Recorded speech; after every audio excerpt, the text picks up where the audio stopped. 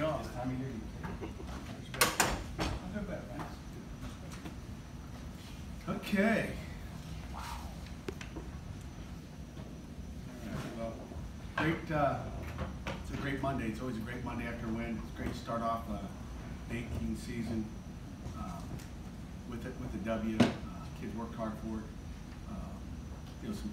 Some just good things about the game. I think the first thing is in 3 seasons here we have not been able to really get our backups and some reserves in the football game. We had 55 players on the offense and defense, forget special teams, get involved in that game. So I think anytime you get your backup quarterback in the game and get him a throw, get him some handoffs, get him to check some things, and just find out where he is so he's not getting in some other time when it's a little bit more risky. So I think just the opportunity for those kids getting in the game and everybody to get coached up. You walk in this meeting last night and guys are happy because, hey, I got 3 reps, this is what I did. And coaches get to find out, hey, where they are fundamentally. I think it comes down to the attention to detail that you either play with or you don't. And you earn reps. And when you get a chance to get 3 reps, 5 reps, 7 reps, whatever it is rep-wise, you're either going to get more or you're going to get less based on what we saw in those really game reps. Because those are, we can take scrimmages, you can throw those out the door. Now it's all about game reps and what you do when the lights go on. So we got to eliminate a lot of unforced things that just drive you crazy. The 4th and 1 where we jump off sides and really have a stop, but give it to them. That stuff can't happen this weekend. Obviously, we got to 1st and goal at the 5-yard line. You jump off sides, put yourself back, and now it's first and goal from the 9. Those things like that will get you beat. We had another 3rd and 1 late in the game where we jump off sides offensively and put ourselves back to a 3rd medium as opposed to a 3rd short. Those are all little things that I think we obviously got to clean up. We had we didn't have a delay game. I used a timeout because we did a good job for the most part of saving our timeouts. But we're going to need all 3 of those. Near the end of each half, you hope you can save them for those times and not have to waste them on a personnel issue where you got 10 guys on the field. And obviously those turnovers that we had offensively, and maybe the opportunity to get more on defense that we didn't take advantage of are going to be critical in big games that we have this weekend. And obviously it's Penn State week, and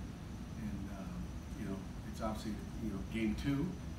It's a big game because it is a rivalry game, and they get to come to Heinz Field, and I think it's going to be a lot of fun. I think the kids will be excited. I think the city of Pittsburgh will be excited. They obviously got a great football team.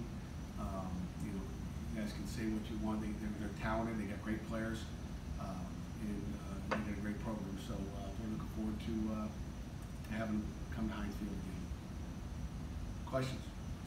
And obviously, you guys were fired up for this game last year. You were fired up for it 2 years ago, the first time. But does that ratchet up a little more, just given what happened last season, week 2 out at Beaver Stadium? I hope not. I think you just get, you want to teach your kids to get revved up for every game.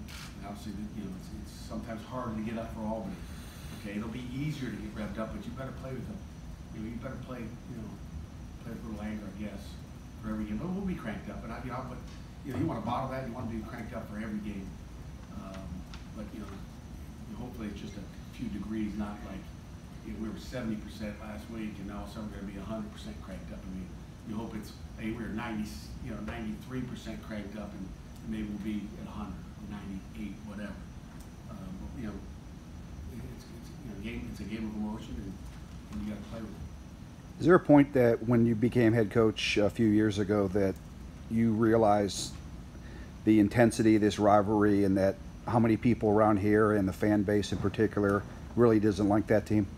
Well, I don't know about who you're like, but I knew a long time ago. It wasn't something I had to be the head coach to figure out what a rivalry game is. And I grew up with this game back in the day. I lived in Youngstown, Ohio, and you grew up with this, this Penn State rivalry game. Period. And it's like been played, 99 times or whatever, going on 99. So,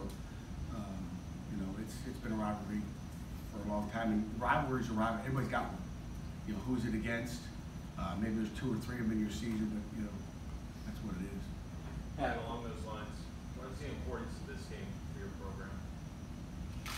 It's an in-state rivalry game. It's important in the states, in the state of Pennsylvania, and we've said this all the time on in these rivalry games. You either walk the streets or you're going to walk the alley. You got to play the game. You gonna sneak out of Heinz Field and walk down where there's nobody, you don't have to see anybody, or you're gonna walk out with your chest up and your chin up and walk right down the middle of everybody and say, hey, here we are, let's go. So to me, that's what it means a lot. You know? Did you notice a difference in perception, the way people approach the program after you won 2 years ago? No. I mean, I don't know what's in it. You may. I mean, recruiting wise, or, when people. No. Pat, knowing that this might be the last time you get them here for, who knows, when the next time Penn State's gonna come here, is that anything you throw out there to grease the fire a little bit? Not really, because it's not going to change the way we play. I mean, I don't think our guys are, anybody sitting in this front row goes, it's my last time, period. The guy maybe in the second, third row say, I get 2 more times. Some of those guys back there, they don't even know, they have no clue. So it's not going to change the way we play. It's September 8th, and it's time to go. You tell guys though that this is a game where you can really sort of leave a legacy. I mean, you make a big play against Penn State, it's probably going to get remembered a little more than big play against Albany or No doubt about it. Youngstown State. I mean, I think anytime you make a big play, I mean, you look at Kenny Pickett, that touchdown run and on the pylon, you drive up the street here, what is it, Bates, and you see that pylon, I didn't know what the heck it was. I think I was here all August, so I didn't really even drive home. So I kind of drove by one day, well, what the heck is that? And then next time, I don't know who put that up, but, so that's, when you put your hand in that ball, on a billboard, it's, it makes an impression. So if it's a big game, those plays are going to stand out for sure. All due respect to Albany, do you think we might see some different things and some different people on Saturday? I mean, as far as personnel goes, Oh, no question. alignments, plays, people, yeah. Yeah, we're going to see, Penn State's going to have, a lot of new things for us. We may have some new things for them, who knows. Ultimately, people are going to do what they do best. Personnel-wise, Tracy McSorley's different than Testaverde. So, I mean, you got a Heisman Trophy candidate coming in, maybe the front runner for it. Because he can throw it, he can run it, he can make plays. He's an emotional leader. He's the leader. You got a lot of weapons, whether it's Juwan Johnson out there, who's looks like he's 6'9", and KJ Hamler, who we recruited out of high school. I know how explosive that guy is in the slot, jersey number 1. I mean, they got players everywhere. You got Miles Sanders in the backfield. You got Sharif Miller, an explosive end who, got a bunch of sacks and a bunch of TFLs that makes plays. With Gibbons, I'm sure will play inside. He's probably a little bit banged up coming in. They said let's save him. They got explosive players really all over the field. And, there'll be different players, that's for sure. Are we going to see different schemes? Probably not. It's just going to be faster, bigger, stronger guys running some of the same schemes, because that's what college football is. A lot of the runs, inside zone, RPOs. We're just going to see better people running it. So we've got to be better at it. And I think that's the great thing about the openers. I'm glad that Albany didn't come out like they did last year and line up with 2 tight ends and run all their 2 tight end, what we call silver personnel. Glad they didn't do that, because it would not have gave us an opportunity to say, okay, what are you doing wrong here? And let me tell you what the difference between just a slot guy, KJ Hamler, and some of those other guys. There's not. I mean, it's not like oh my God, this guy's coming in here.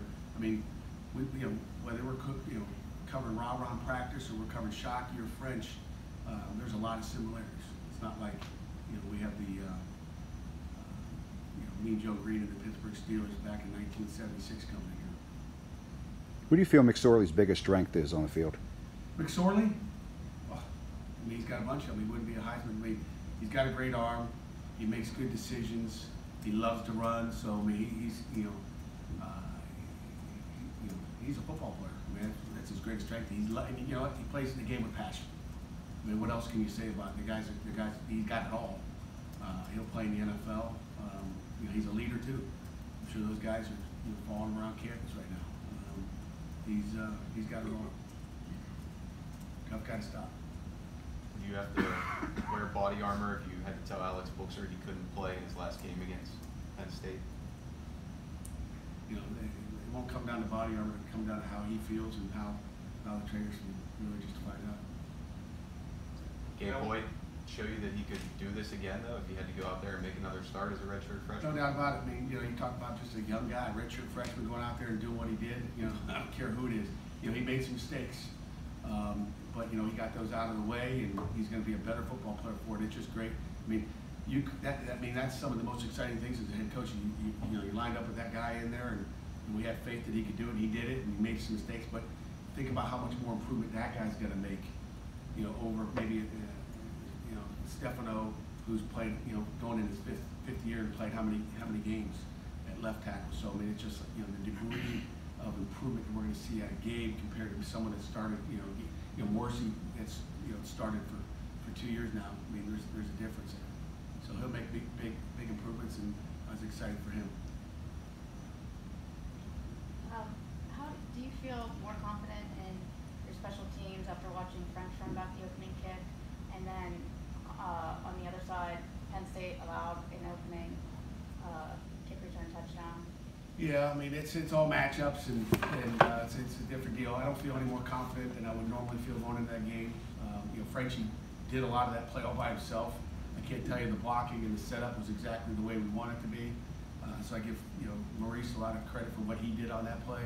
You know, give McElroy, you know, McElroy missed his first block, but, you know, was well coached, turned around and earned his scholarship by running up there and blocking the kicker. And did maybe messed up the first part of it, but really finished it off and popped that thing open. You know, I don't feel any better about it. You know, we got to punt twice, so how much better can you feel about that? We didn't get much work there, unfortunately, with Kirk. And then, you know, Kessler was unbelievable kicking in the end zone. I mean, he did a great job with touchbacks. So we don't know how our kickoff cover is yet until someone can really return on us. Speaking of Kessler, do you have a sense of what happened on the extra point there? He never missed one here until that one. Yeah, you know, no, not really. So just one of those times. Did anybody step away from the boss wide receiver on Saturday? Hey, this guy looks like he's going to really help us this year. Awesome. You know, the thing is, you know, that depth chart maybe taking some, you know, ups and downs in there, but you know, when you look at it, Tayseer Mack, I mean, the catch he had, you know, he did a nice job. Trey Tipton had a nice job, you know, nice game. Obviously, you know, Ra did. Maurice French did some great things. You know, Dontavius Butler, you know, did not get a catch, but did some nice things. And again, got his first game under his belt. And then Shockey, you know, should he make, you know, he went out there and he was just like he was a, you know, third-year junior.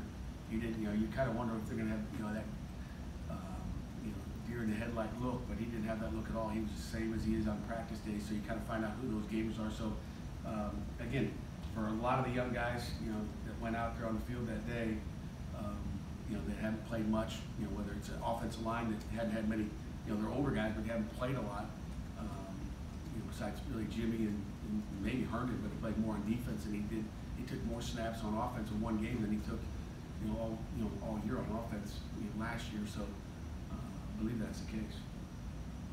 Despite playing them the last couple years with McSorley, is this almost a little bit of a different offense? Not I don't want to say offense, but considering how much they relied on Barkley and not having him this year, is that a little different for you guys to prepare in the new coordinator? You know what? I mean, not really. I mean, I think it's about the same. I mean, you know, you got different weapons maybe that they don't have in Barkley, but Miles Sanders, you know, don't sleep on that guy. That guy's a great football player. He's gotten bigger, stronger in the offseason. He's catching the ball in the backfield. You know, he got some, you know, sometimes when you watch a guy for so long and you back him up and you start to look like him, you know, he shows some, you know, he shows some flashes on tape where you're like, oh gosh, where's this guy going to be in another year? Is he going to be another Barkley? I mean, that's what he looks like right now. You know, he's made some major improvements since the first time he took a carry there 2 years ago.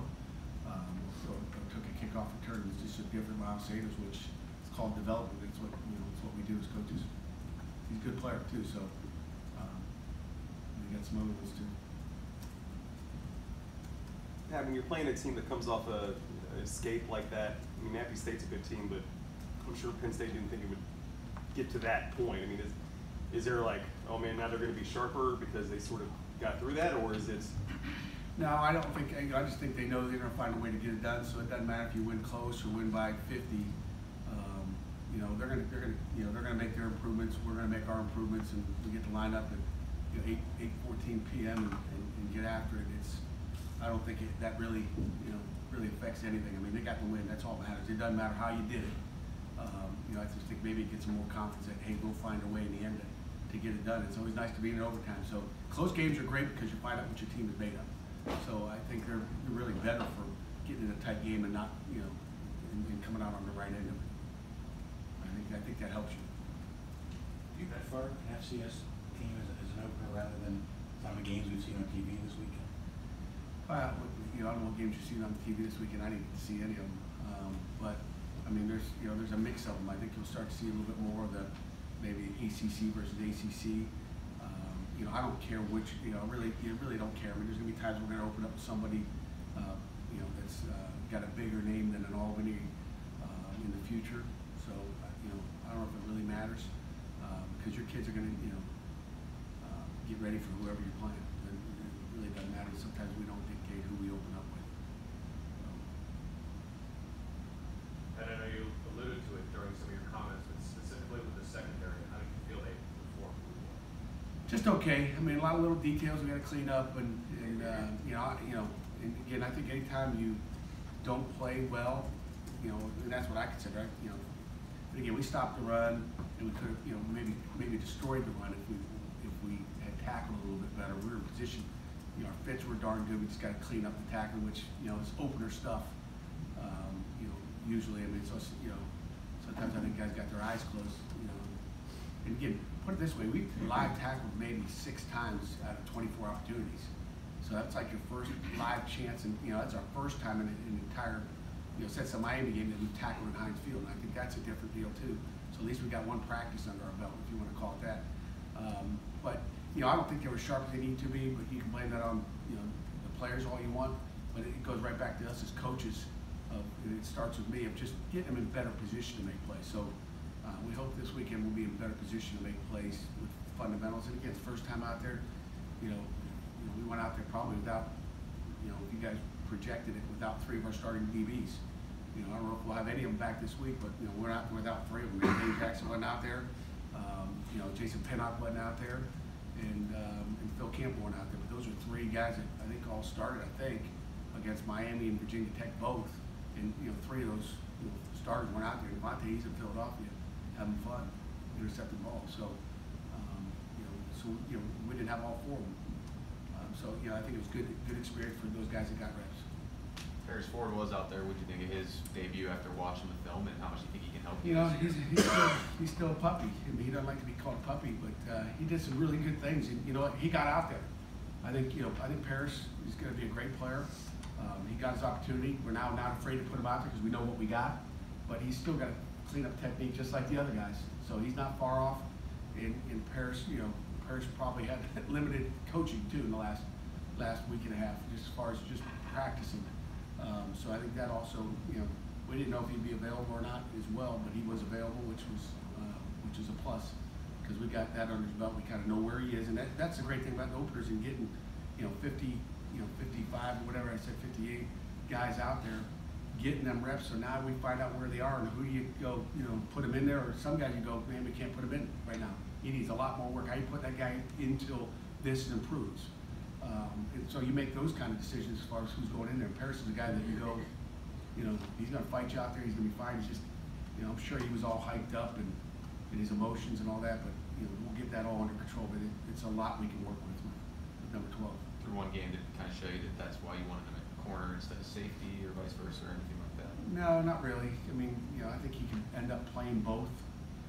He might fit better as a safety, but mentally right now, I think it's just a little bit less for him, you know, to get him out on the field. There's just a lot of stuff to go on back there. I mean, you look at, you know, even as smart and you know, as Dennis Briggs is, there's times that he makes some little mistakes back there that'll hurt us, just as far as what we do back there, the calls that, you know, that we're in conjunction with the backer in the corner, that sometimes he doesn't make the right call either. And that's something we can put our kids in better position. But there's a lot of stuff that safety not only physically has to do, but athletically. So, you know, we'll wean him into that, but I think eventually that guy's going to be a heck of a safety for us. How did Kenny do decision making wise? Really good. You know, I told you he could be a lot better. He probably can. Everybody can get better. But the one, you know, bubbling through there, I didn't, you know, there's a guy up in his face. I didn't sit in his pocket that he sat in. But he probably had one bad throw, and he played pretty good. You know, as far as jumping up in the air, probably the worst decision he made. You know, but hopefully we get that corralled. Is toughness one of the things that sets him apart maybe from other quarterbacks you've had different places? I mean, he's definitely tough, and he's definitely, has an edge to him. So, I don't want to take anybody else's toughness away, but he's tough like other good quarterbacks. Pat, with the kickoff being that late, I don't think you played a lot of 8 o'clock games since you've been here, right? Say that again? With the kickoff being so late, and it's such a big game for these kids, do you have to I don't know, do you give them instructions on what they're supposed to do before they get here on Saturday? I mean, you kind of... Before they get here? Yeah. I mean, We'll have them Friday night, we'll have them all day, so, we got a plan for what we do. Yeah, there's, it's detailed out what we'll do and how we'll do it all day Saturday as well as, obviously Friday night. is there a fear it gets them getting keyed up too early? You know what I mean? Is there a fear? I mean, hopefully we don't get them keyed up too early. They're gonna be excited, but I don't think anybody gets tired from being excited early. It's just, almost, I'm sure it's bad on the kids. It's nerve-wracking sitting around a hotel all day waiting, but they got to do the same thing. So I don't know if there's anything you can do about that besides, try to keep your mind off it. I'm sure they'll be on their phones and tweeting and snapping and playing Fortnite and all that other baloney, shooting people and on video games. I don't get it, but. Anything Have fun? you made a decision on availability this week? Your players and your coach? Availability. I'm going to loosen it up just that much, but we'll have 2 players available tomorrow. We'll give you two players, and other than that, we're going to keep it quiet and play football. And let our guys focus on what is important. This game is important to the city of Pittsburgh. We want to keep the importance on what it is. It's anybody wants to argue and say this is no different than any other week. Okay, it is. Okay, that's a fact. And if you want to ignore that, then you can ignore it. But it's a big game. Okay, Jerry, thank you for the last question. Thank you all for being here on Labor Day. Much appreciation. I hope you get some time to get some R&R in and be with your family.